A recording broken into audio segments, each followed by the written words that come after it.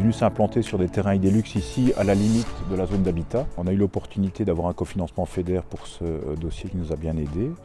On est quand même sur 3,5 millions de travaux pour faire 5 halls de 250 mètres carrés avec une partie bureau. Je suis très fier du projet. Le Corten fait aussi un joli clin d'œil au passé historique de cette zone. Je dois dire que c'est vraiment un exemple moderne de ce qui se fait pour des centres d'entreprise. Donc on est vraiment très content d'avoir ça sur le territoire de la ville d'Aubange.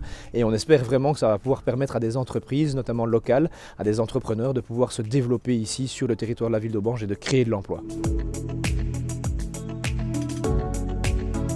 Le principe du hall relais, c'est très simple, c'est disposer d'un premier site pour démarrer son activité, tester un petit peu son marché. Alors ici, le projet est conçu pour avoir un écoulement des eaux naturel directement vers la Noue. Ces halls sont parfaitement équipés avec du photovoltaïque, des bornes de recharge électrique pour les véhicules, un parking vélo, des citernes d'eau de pluie. On a des aérothermes directement sur le gaz, une gestion technique centralisée qui permet des rapatriements d'informations des compteurs directement sur notre site à Arlon pour faciliter la gestion de ces bâtiments.